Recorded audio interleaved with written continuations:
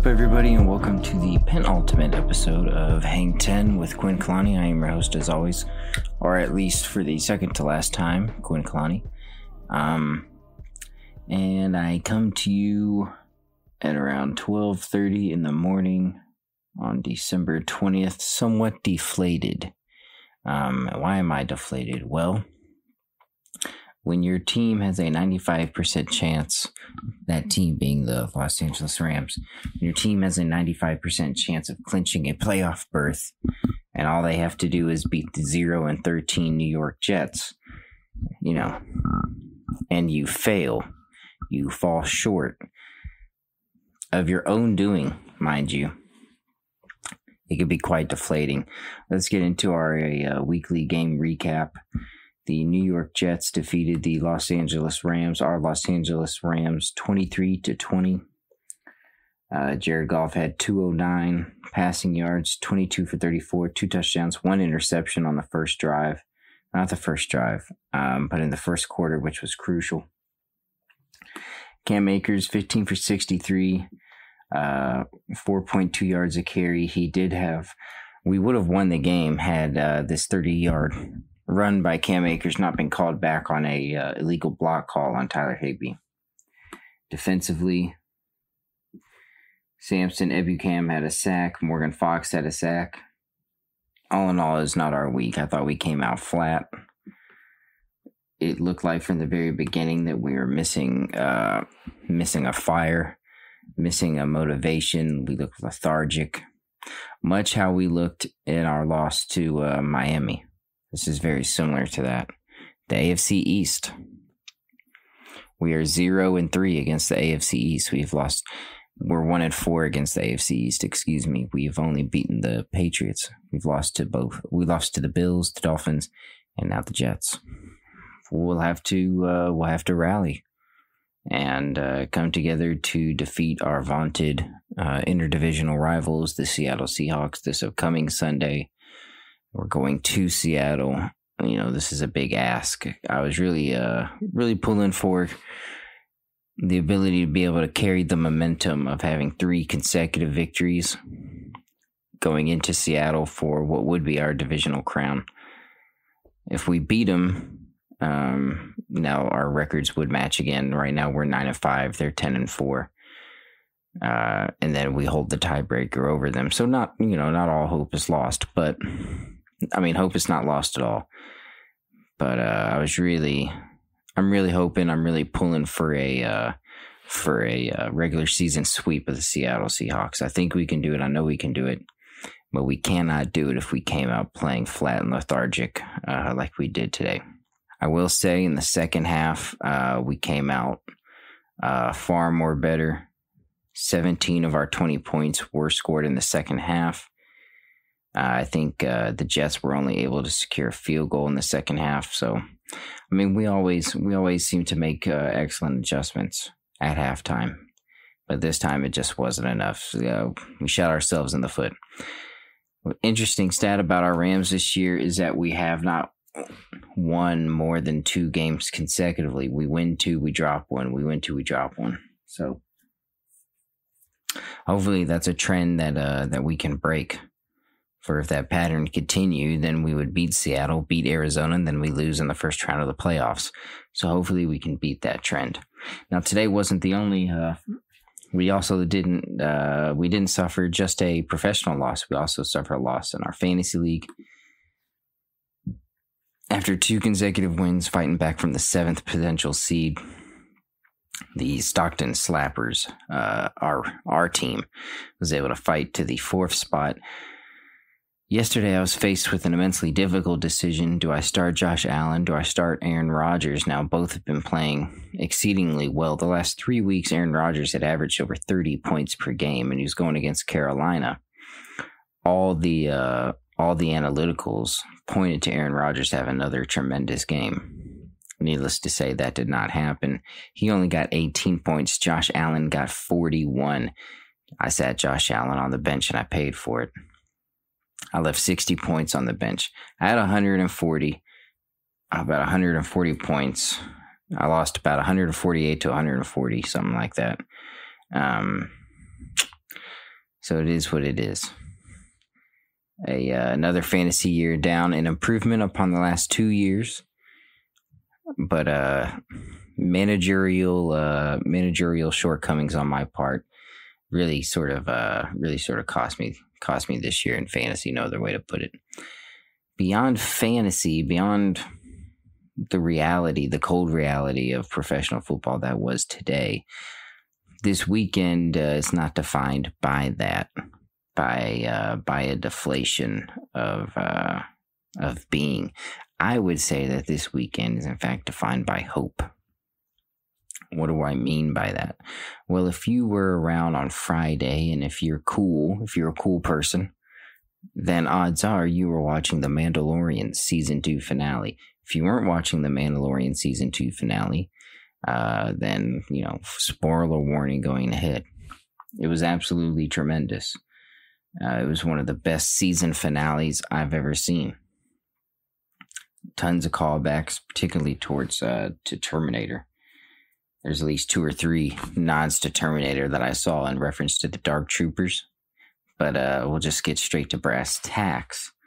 So, Mando and gang, Fennec, Cara Dune, Bo-Katan, and Koska Reeves, they all stormed the Imperial light cruiser Moff Gideon. And of defeating Moff Gideon, they set the stage, the conflict for what will be Mandalorian Season 3. And at the very end of the episode, when, all things look lost, here comes an X-Wing. Here comes Luke Skywalker. Luke freaking Skywalker. There's a moment in the episode where, at the end, where Luke is standing in front of Mando. And Mando says to him, "Are you a Jedi?" He is the Jedi. He is the Jedi. It was amazing. And to see Luke just mow through a platoon of Death Troopers, very reminiscent of how Darth Vader mowed through the Rebel Alliance when he stormed the ship at the beginning of New Hope, and that transitional scene from Rogue One to New Hope.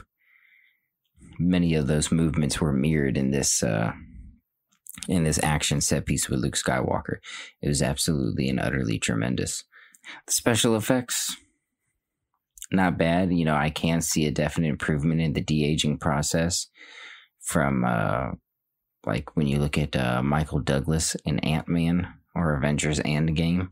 Same technology being utilized here, Mandalorian Season 2, to de-age Mark Hamill. I do see progress. It is improving.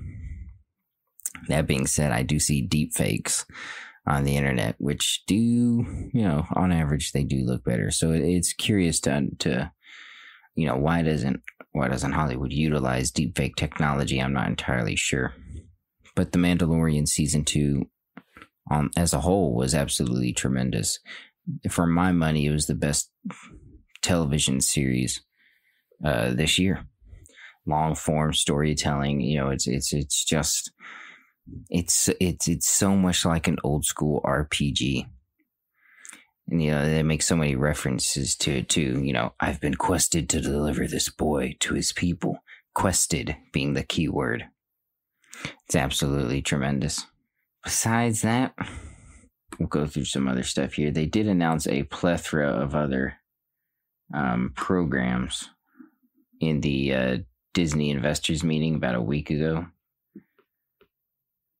One they did not announce, though, the one I am most excited for, is the Book of Boba Fett. Now, in the post-credit scene for Mandalorian Season 2, we return to Jabba's palace, and apparently it is Bib Fortuna, who is a real pale-looking guy. He has a long sort of tendril that hangs off his head. Sort of a dickhead-looking guy. He's presumably controlling the Huttese criminal underworld. And it was hilarious. Eagle-eared Star Wars fans heard a callback to A New Hope.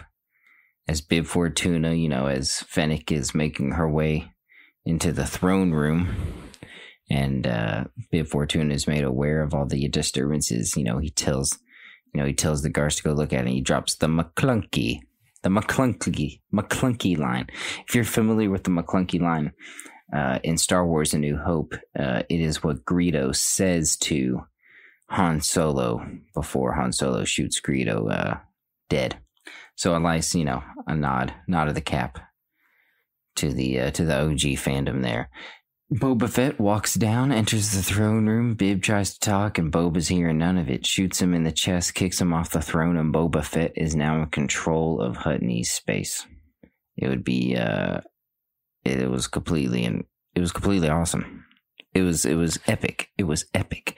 Now I do feel that it was kind of, maybe it was kind of overshadowed by the return of Luke, Grand Master Luke. Jedi Master Luke that we all heard stories of how dangerous he could be, how dangerous he was. So I do feel like perhaps the Book of Boba Fett coming in December 2001 was a little overshadowed by that. Perhaps to the casual, to the normie audience, but for me, that was the cherry on top of the cake, if you will, the whipped cream on the pie. I'm a big Boba Fett fan. This year in Mandalorian, he has been completely and utterly redeemed. I don't think anyone with an objective eye or a sober eye would look at Boba Fett in the original trilogy 4 through 6. And even though he has, the coolest armor in the show or in the movies, even though he flies the coolest starship in Slave One, his actual presence in New Hope, Empire Strikes Back, and Return of the Jedi is overstated. And the way he goes out when he gets knocked into the Sylark pit by a blinded Han Solo is played for comedy. So to see a return to badassery for Boba Fett this year has been absolutely awesome. And I cannot wait for December 2021 enough. If not for anything, if for Boba Fett, played brilliantly by Tamora Morrison, OG Maori Polynesian actor, who, of course, you may recognize played Jango Fett and all the clones in the prequel trilogy. So, tons of stuff to look forward to. For our final episode of Hang 10, I am currently working on my top 10 films and television series of the year. That will be a bit of a longer episode. We're going to go through, I'm just going to, give my recommendations, talk about that. Of course, probably do a Rams recap of the Rams Seahawks game. And then that'll be it. We'll end it there. So, for this week, pre-Christmas, I want to wish you guys all a Merry Christmas. If not in a religious sense, then in just a celebratory sense. A Happy Holidays, Merry Christmas, whatever floats your boat. And as always, stay safe, stay smart. God bless. I will see you next week.